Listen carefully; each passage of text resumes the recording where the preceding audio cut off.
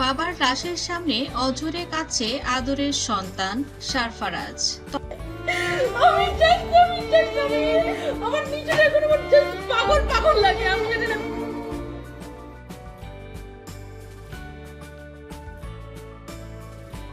Tony এবং সারফারাজের মুখের দিকে তাকানো যাচ্ছে না। কেঁদে কেঁদে নায়িকা অপু বিশ্বাস বললেন, টনির স্বামী মারা গেছে। ইন্না লিল্লাহি ও ইন্না ইলাইহি রাজিউন।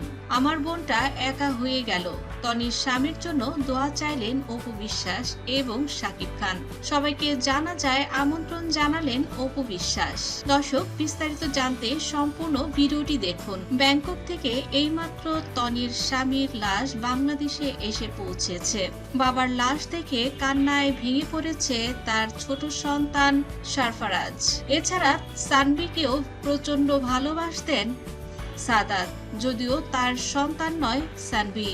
তারপরেও দুটি সন্তানকে তিনি নিজের সন্তানের মতোই আদর যত্নে ভালোবাসায় ভরিয়ে রাখতেন। এবার টনিকে সান্ত্বনা দিয়ে নায়িকা অপু বিশ্বাস কেঁদে কেঁদে বলেন, আমার খুবই পছন্দের এবং আমাকে এত বেশি আদর করে, আমাকে এত বেশি সম্মান করে। ওনার সামনে আমাদের টাকার জন্যই বিয়ে করছে বুড়া বেটারে। অপু বিশ্বাসের সঙ্গে আমরা অনেকবার দেখেছি টনিকে। টনির প্রোগ্রামে সবসময় যেতেন অপু বিশ্বাস।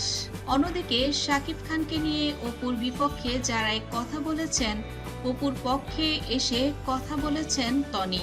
এছাড়া অপু বিশ্বাস টনিকে নিজের বোন বলে দাবি করেন। এবার টনির বিপদে নায়িকা অপু বিশ্বাস পাশে দাঁড়ালেন। টনির স্বামী মারা গেছে, হাউমাউ করে কাঁদছে টনি। সান্ত্বনা দিলেন অপু বিশ্বাস। সশরীরে টনির বাড়িতে উপস্থিত হয়েছেন নায়িকা অপু বিশ্বাস। টনিকে সান্ত্বনা দেওয়ার ভাষা নেই অপুর। তারপরও বোন হিসেবে যতটা সাপোর্ট দেওয়ার, নায়িকা অপু বিশ্বাস সশরীরে যেয়ে তাকে সান্ত্বনা দিচ্ছেন। অপু বিশ্বাস এর আগেও একটি ইন্টারভিউতে বলেছিলেন, টনির স্বামী যেন মারা না যায়, আমার বোনটা যেন বিধবা না হয়। তারপরেও গত রাতে যখন টনির স্বামী মারা গেল, এ খবরে কান্নায় ভেঙে পড়েছে নায়িকা অপু বিশ্বাস সহ শাকিব খানও। শাকিব খানের সঙ্গে টনি থাইল্যান্ডে বেশ কিছু অনুষ্ঠান করেছেন। সেই সময় থেকে শাকিব খানের সঙ্গে টনির একটি বন্ধুত্বপূর্ণ সম্পর্ক রয়েছে। টনির স্বামী মারা গেছে এ খবরে শাকিব খান যেহেতু বাংলাদেশে নেই, তিনি মুম্বাই থেকে টনির সঙ্গে ফোনে কথা বলেছেন। রুবায়েত ফাতেমা টনি অসুস্থ স্বামীকে নিয়ে বাঁচানোর জন্য কত কি না করেছে, এটা বাংলাদেশের সবাই জানে। আর এ কারণে টনির স্বামী মারা যাওয়াতে বাংলাদেশের সকল মানুষই ব্যথিত হয়েছে। কমেন্টসে তেমন ট্রল দেখা যাচ্ছে না।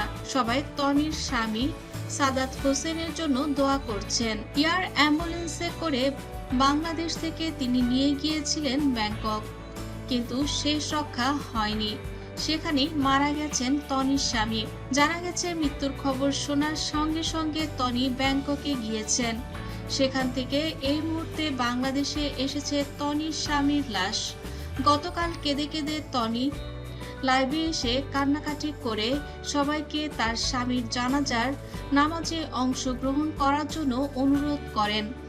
সেই সাথে তিনি জানিয়ে দেন, গুলশান আজাদ মসজিদেই বাদ আসর তার নামাজের জানাজা অনুষ্ঠিত হবে।